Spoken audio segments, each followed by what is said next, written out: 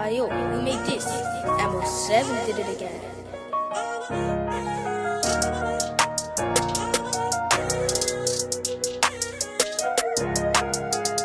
Welcome to another episode of Big Ego Media Podcast. Another special guest called by the name of SRG. How are you today, bro? I'm good. Yeah, how was your journey? It was alright, calm. Yeah. So, I'll be honest, while you was doing your thing, I was in jail. But literally, once I put down that I'm interviewing SRG, everyone's been excited in my DMs and yo, this one's needed. So I'm gonna give you an opportunity to educate myself and educate the people who don't know, but also let the people that do know about you know your story. So first and foremost, where are you from? Where did you grow up? Lewisham, Southeast London, born in Lewisham Hospital, lived in Brockley, then lived in New Cross for a long while, and then after that I was all over the place, to be honest. So what do you remember about growing up in Lewisham at a young age, like a very, very young age? I grew up in like the crack epidemic in New Cross. That's where my a lot of my memories start, to be honest. I remember thinking all the people outside the post office were alcoholics, but then I soon realised that they were drug addicts. Yeah. Like it was equivalent of like Harlem in the 80s, but it was New Cross in the 90s, just crackheads waiting for their gyro. Yeah. And then I became a victim of that through my mum taking drugs. So that's why from New Cross after that I was kind of like all over the place. Yeah. Do you know what I mean? So growing up, you said you mentioned your parents. How was your childhood? Did you have both your mum and dad there at the time? Very early age, or? In and out, like they were there, but they had their own quarrels, innit? So it was from my mum to my grandparents, then to my dad, until I left school. And how was that in terms of, how do you think that affected your childhood in terms of having the positive role models around that influenced your life? Well, I always had an older brother, so luckily in my eyes I always had a positive role model, do you know what I mean? Yeah. Even to now. And at the time, I think early when I started to find myself, at the time it was never a problem. Do you know what I mean? Because that was life to me, do you know what I mean? I think it's when I got arrested when I was like 16 for having a knife, and probation gave me like a psychologist or something. Yeah. I remember that time. I think that's when it all kind of clicked, when she was like, no, the reason you're like this is because of that. The reason, because I was like, listen, I'm bad. It's not because my mum took this. It's not because my brother done that. It's not because of that. I'm just like this. And she was like, you're not. You're like, she showed me the root. There's a root problem to everything. And then after that, I remember crying like a baby, like shit, like she was flashing that. And then from then, I kind of changed my outlook on life. In terms of sort of education, how was you? I went to school, got GCSEs, through my behaviour, or trying to be a Superman. I went to St Joseph's, so I'm happy with my brother, which way I had to move from St Joseph's. Then I was out of school for a bit, then I went to Crofton, and then some girl said she got raped, and me and my friend trying to be Superman attacked the boy to realise she never got raped. She was just saying that because she felt away. Slighted, then we got kicked out for that reason. So then went Addy and Stanhope. Because of my behaviour, I got kicked out, not kicked out, but they said you got to stay out and do your exams. And then, I went and done my exams like that. So, sort of early influences, music-wise, who was you kind of listening to in your early teens? Well, my dad's still now a DJ, so a lot of my influences are like soul music, reggae, like that. But then for my brother, he was listening to Nas, like Saigon, early Rockefeller. The first CD I actually bought was NWA, Niggas with Attitude. I don't know how come my dad let me buy that, but I remember going to like a record shop, said you can buy a CD, and that's the first thing I had in my headphones, listening to as rap to me, you know what I mean? And just, was it at that point you thought, I like rap, or was it think like, this is just another genre of music? No, my brother's name was Rhymer. So in our household, it was always music. My mum was singing when she was in the house. My brother was writing lyrics and performing in like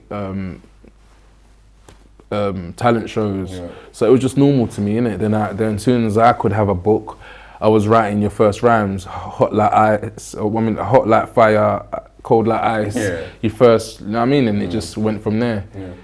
And don't actually want to dwell on this, but you spoke about your mother and then her being out of the house. How did that affect you at a very young age? Because normally it's the other way around. It's like your mum is the one that's there, and it's the dad not there, but not having your mum at that early age. Well, a lot of it, like when my mum was sick in addiction, I was with my mum for a lot of it, because as soon as my brother started secondary school, my dad took my brother and left me in New Cross with my mum. Do you know what I mean? Like, I remember I saw bacteria turn into tadpoles, like in the bath. Wow. I used to go to school just to eat, like catch the bus from New Cross bus station to Brockley, and I'm like 6. You know what I mean? So, but it was life. It was normal to me at the time. And then I think after a while, but year 5, my dad took me.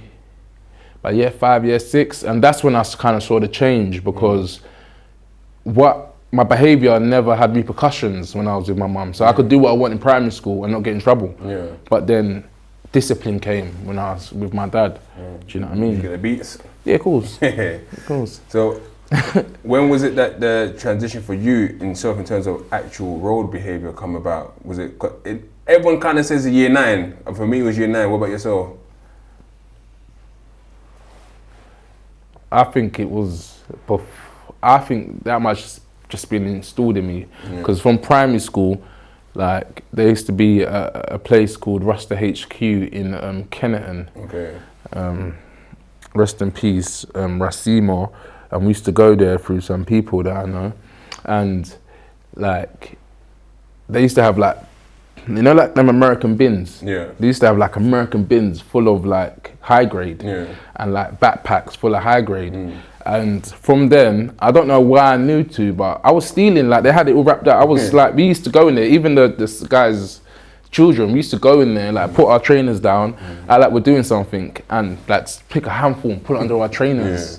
Do you know what I mean? And steal it. Then I'll go give it to my brother who's in St. Joseph's, and he'll go and sell it. So before it was street, I was still doing the things that people were doing on the street before. I was in primary school, before I was even out there. So I don't know, just, I'm from New Cross, innit? Like,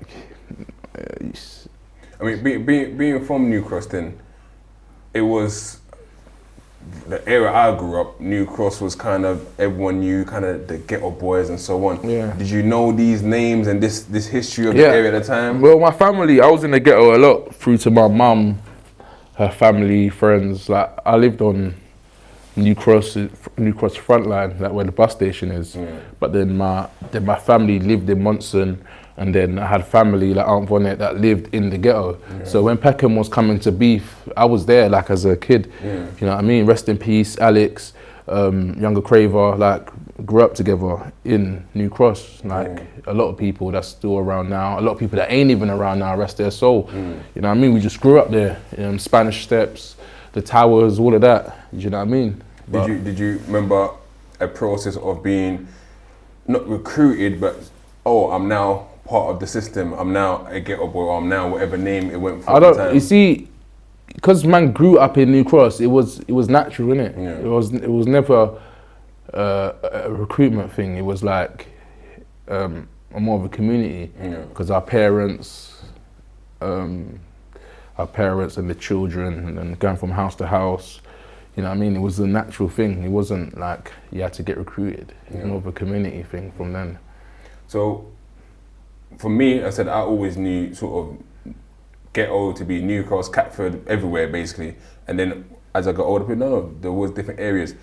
There was a period, I guess, then in New Cross or in Deptford and Lewisham where people were not getting along with each other. Did you find yourself having to affiliate yourself with a certain area at the time?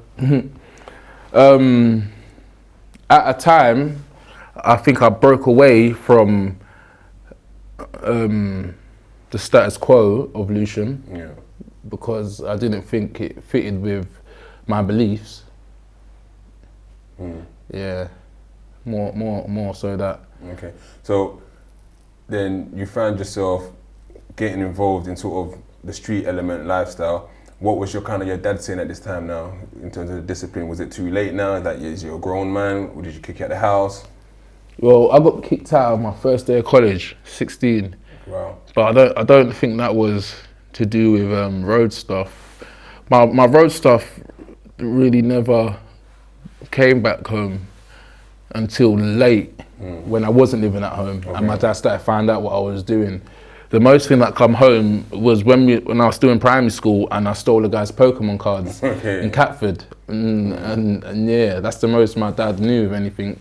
I think when I was younger, even before then, and like we grew up hard, going to JD Sports or Foot Locker, taking the right foot and the left foot. Yeah. Then I think my dad saw me with X amount of trainers. He knew he didn't give me money for, but he never questioned me on it. Do you know what I mean? Did you feel that the discipline lacked at that time then? Did you feel like had he spoken to you a bit more, because sometimes we don't really listen at a certain age? Well, I think it's not just discipline, innit? Discipline don't just help.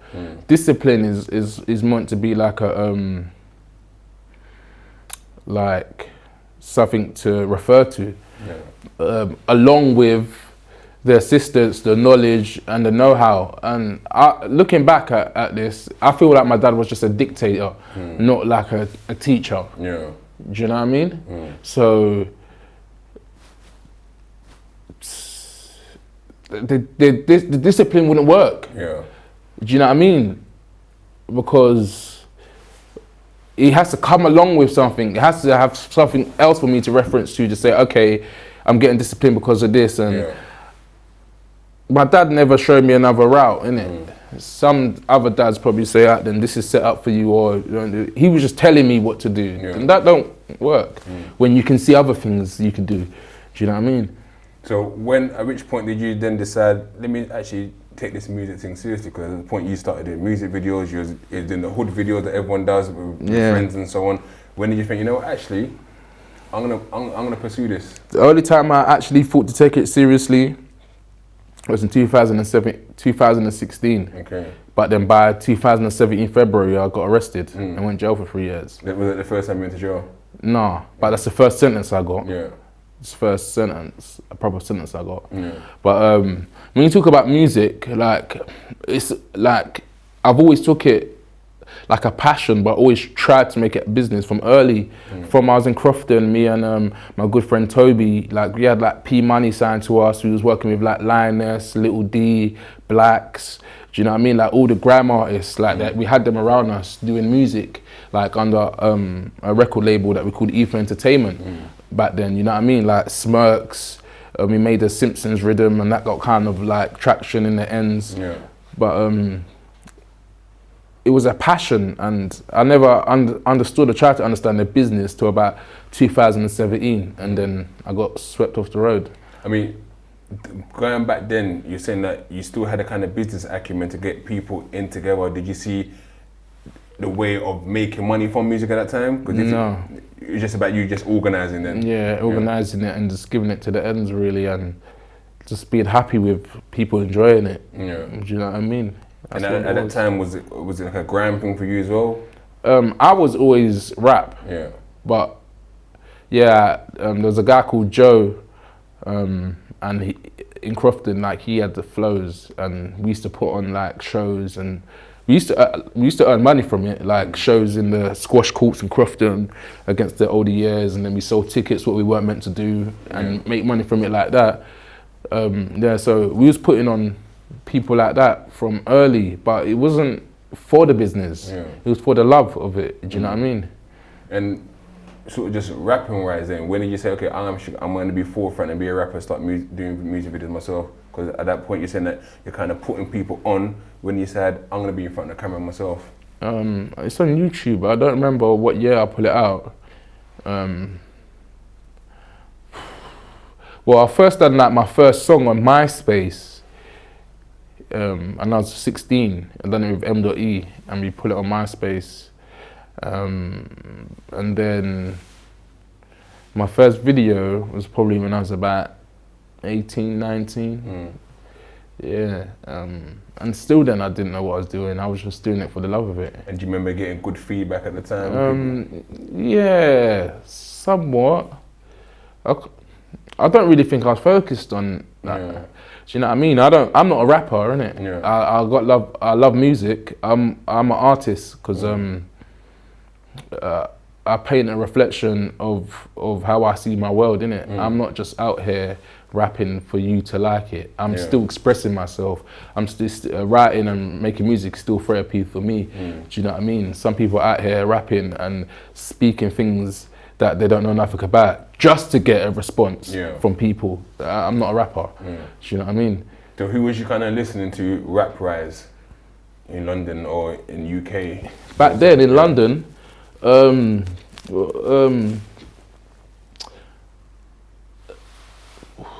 well, one person that I dropped my first mixtape in 2008, and one thing and a person that did inspire me was Giggs, for the fact he came from Peckham, and like I knew his brothers and stuff, and like every like Wednesday or something at like 9 or 10 o'clock we'll be tuning to the Big Ride. We'd be on road doing our thing, be in the car making sure we listen to Big Ride to hear the new gigs.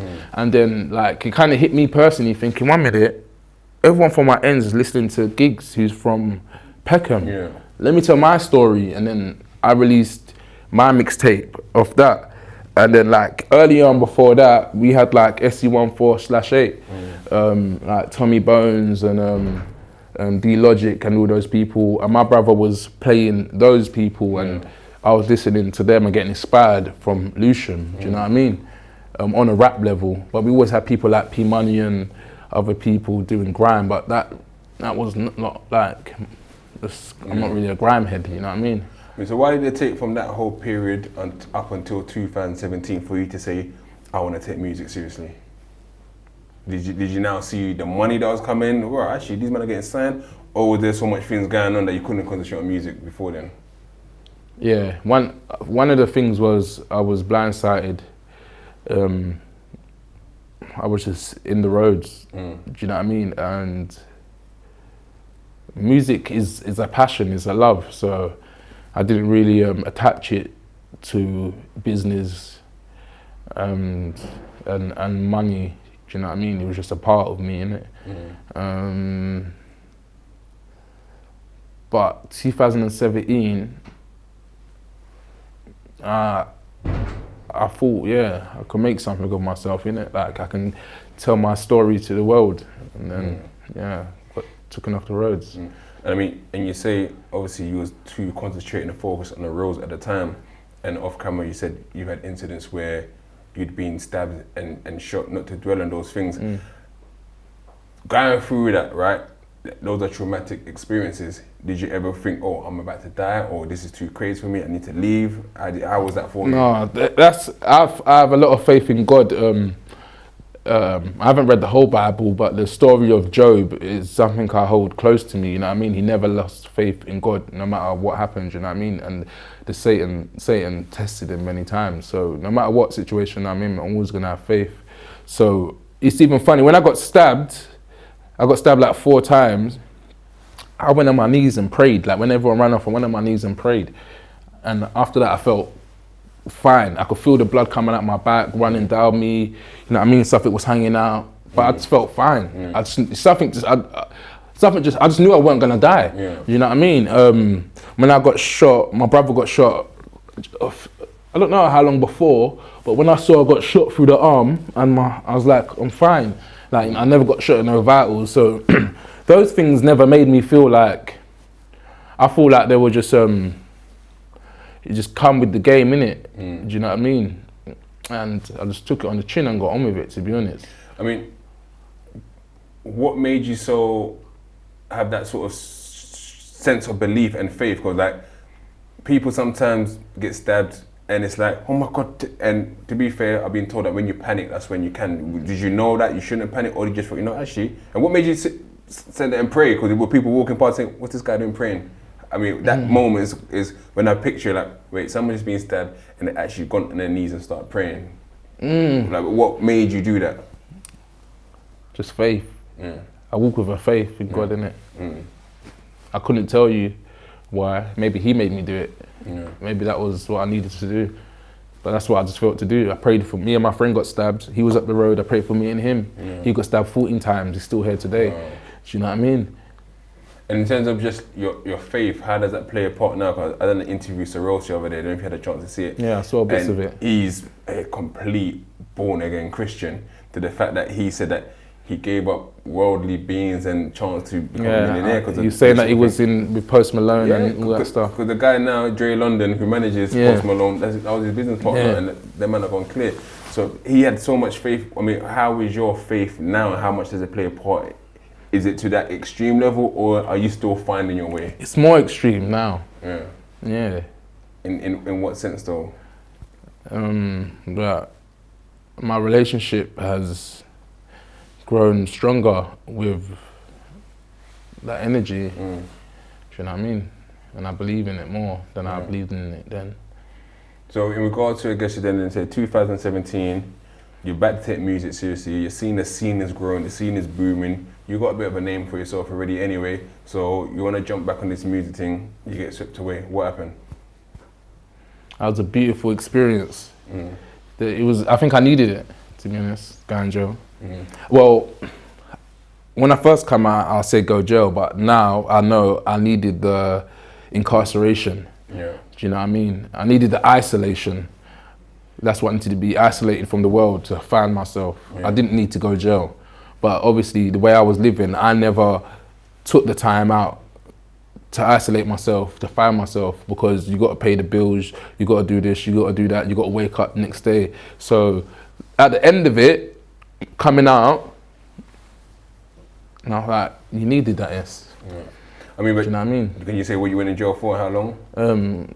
Conspiracy to supply. 3 years. I got 9 years, pleaded guilty, 6 to 3.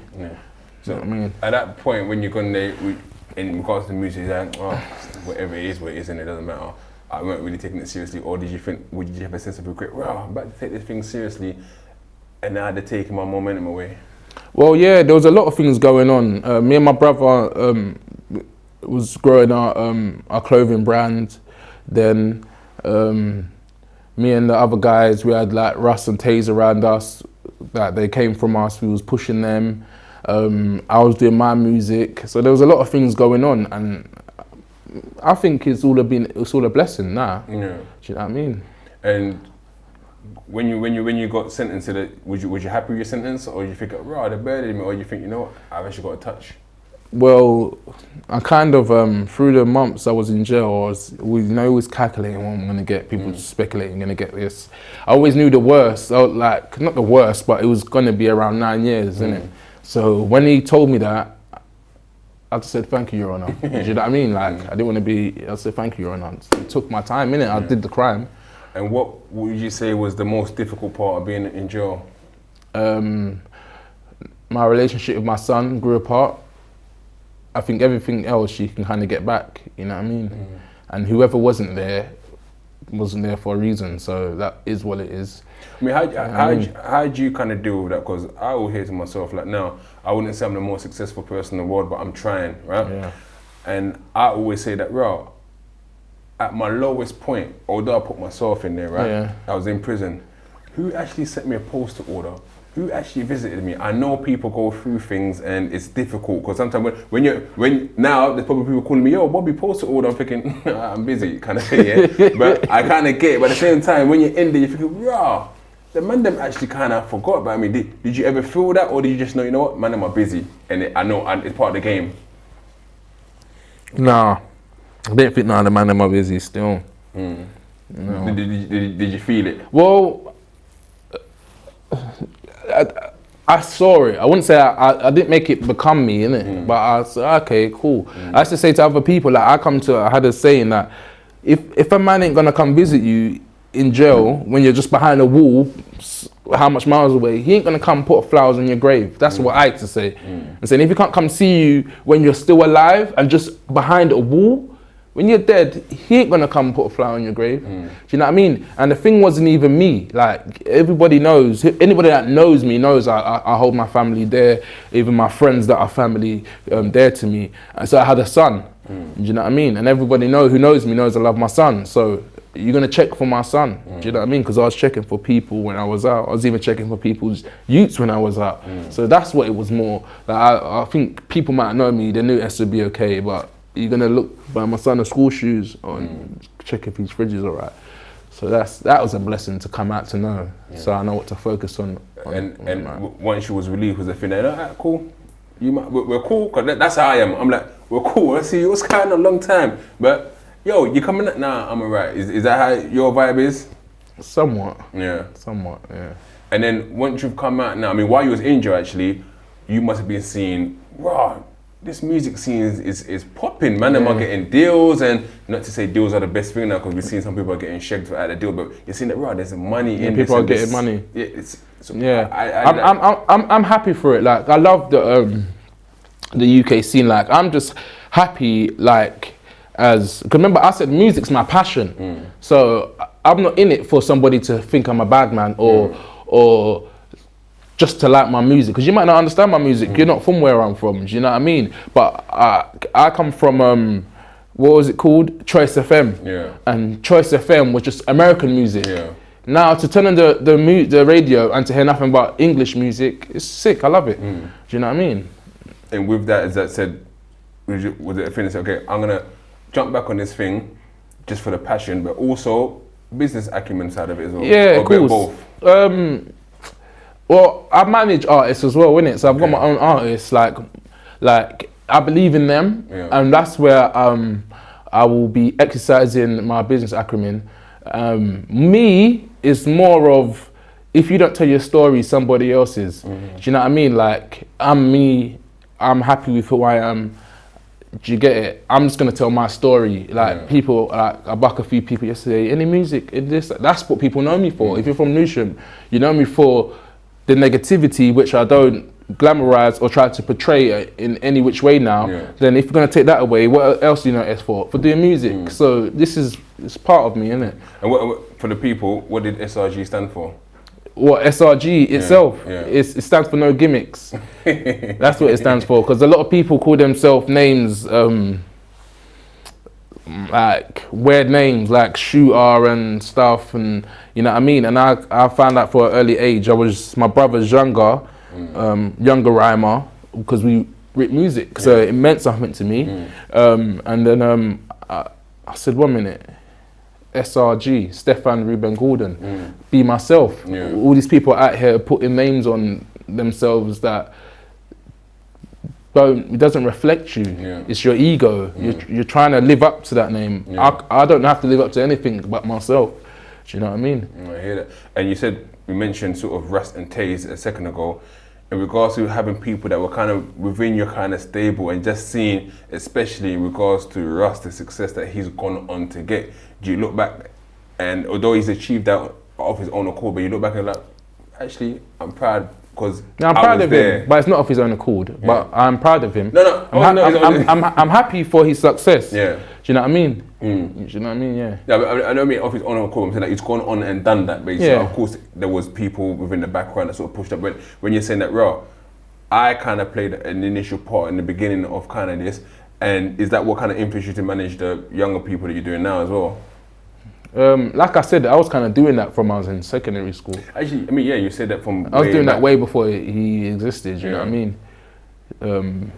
Like when we had P Money signed to us, that in the gram world, that caused a feud with him and Gully Ranger, because we had Gully Ranger with us and P Money, and then P Money was arguing, saying that Gully Ranger sounds like him, so we kicked out Gully Ranger. Yes, cool, but it's past like you Gully. And then he went over like to the East Boys, and then, you know what I mean? So man's always been in the mix like that, do you know what I mean?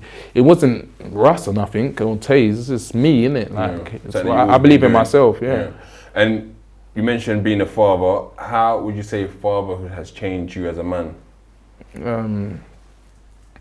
So when I was talking about my dad, about having something to reference to, it kind of flips back on itself with your son or having a child, because every act, even what I'm saying now, I have to think about what I'm saying, and then it just, if you care that much, everything you do, you account your child in every step and every thought. You know what I mean? So, like,